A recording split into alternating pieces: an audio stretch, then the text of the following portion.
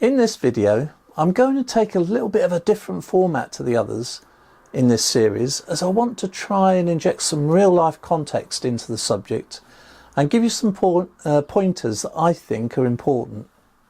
Along the way, I will give you some exam tips to try and help with the certification if you intend to pursue that course, which is one of the aims of this series of videos. So let me start with exam tip 1 for this video. And this may seem a bit strange, but it helped me. Don't try to relate the Catalyst methodology and its principles to your own organisation. And I say that because each organisation is different and they will probably not have followed the Catalyst methodology in its entirety when MuleSoft or other Salesforce products were introduced into your organisation. Now, that doesn't mean that you can't use Catalyst principles going forward. You most certainly can. But this goes back to the point I make that the Catalyst methodology needs to be used intelligently and in the context of your own organisation.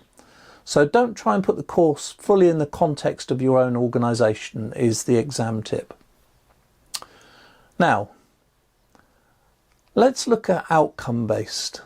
Now, it seems obvious to me that everything you do in business terms is outcome-based. You're trying to improve your business in some way or the other.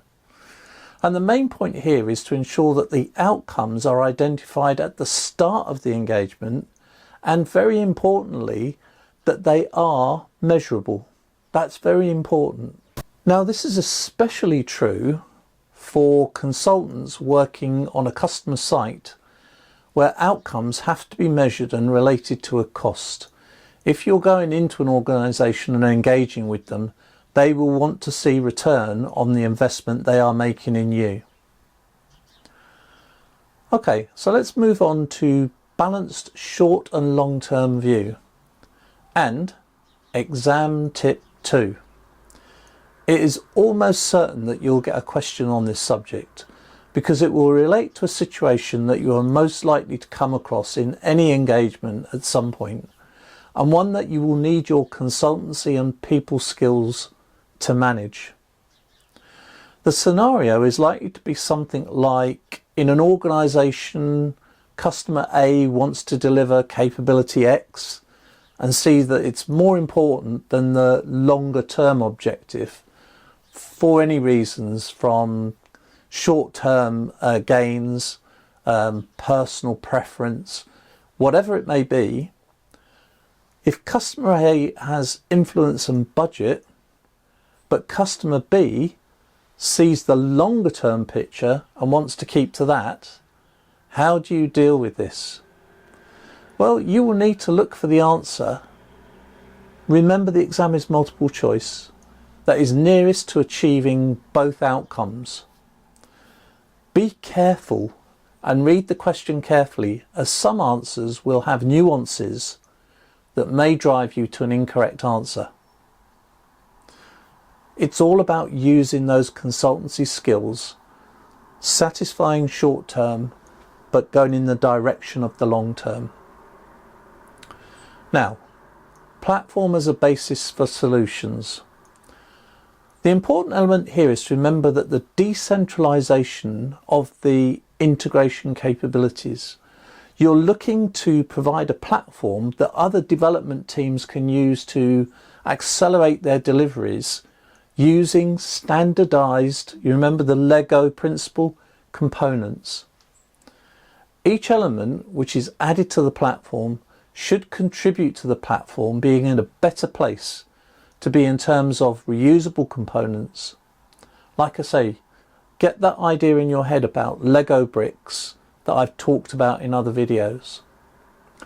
And this in turn should allow the business to become more standardized, reactive, and innovative, with those capabilities increasing over time. Your security team, if you get this right, will love you, because everything will conform to the security standards going forward. Remember, decentralization And we come on to exam tip 3 here.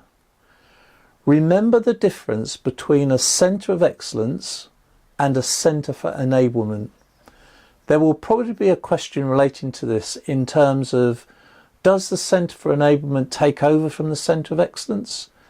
Do you not need a centre for enablement because you have a centre of excellence? Or can you have both? Well, you can have both, but there needs to be a clear reason why.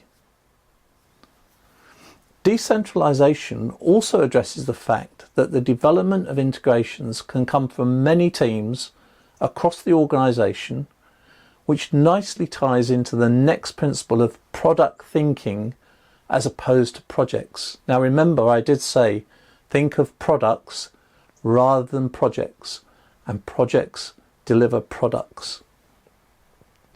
If you think about products, then the teams have a focus on a particular area of the business. They have a greater investment in an agile delivery of capability that have some higher value to buy in to the development of the product. It's not just about the projects then, but continuing the development of a good product that contributes to the business in a reusable manner. Products, as with all deliverables, should be reusable, and I will say that many times during this course. That leads nicely on really to the next point, which is focus on composability. For the centre enablement, which I lead, 2 of the core responsibilities lie around governance and evangelisation. I say this because one of the first things that we look at is ensuring governance is operated at all stages of the development process. Now, this may not be the case in your organisation, but we have found it to be incredibly effective.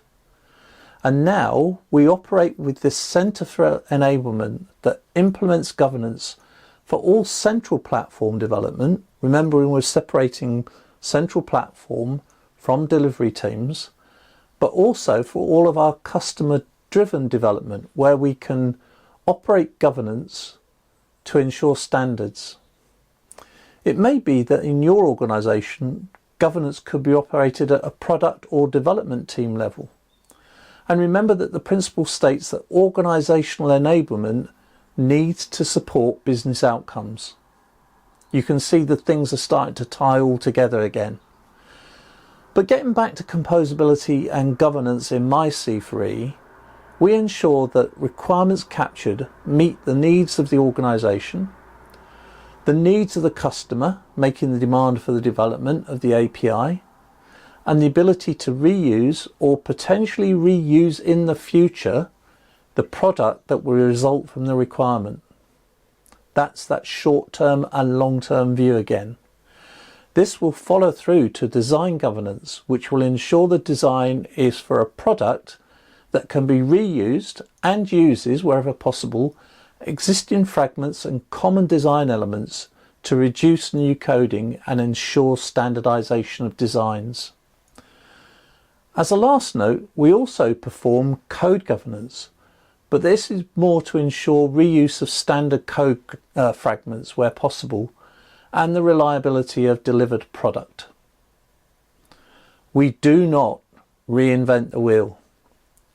Wherever possible, as I've just spoken about, governance should be used to ensure that common code fragments should be used and code is not redeveloped or overlapped. Now, this may mean that some composable elements may need to be enhanced, but this needs to be considered very carefully in terms of breaking and non-breaking changes, which we'll come to later in this series of videos.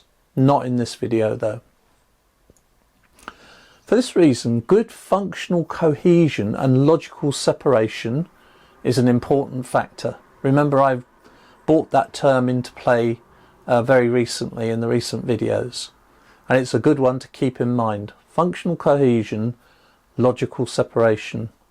And the key factor here is not only related to development, but is true in terms of using the Catalyst Knowledge Hub. The Catalyst Knowledge Hub contains a vast amount of material in the forms of white papers, industry-specific documents, templates, etc., which can be used and reused and will save you many, many hours if you search rather than try and reinvent the wheel, as I said before.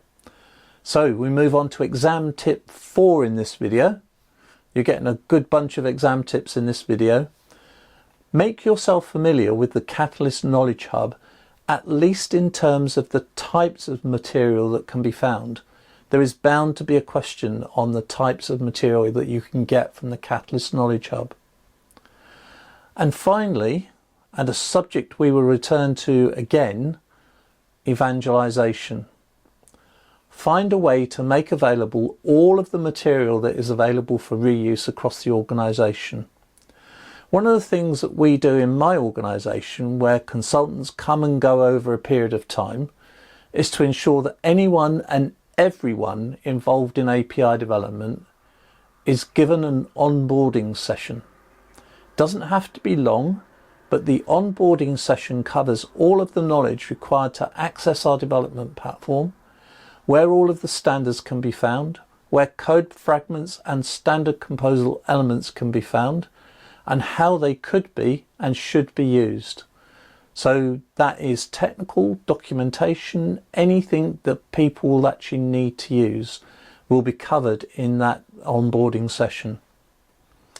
Access to the platform, in our case, is not given until this onboarding session has been successfully completed.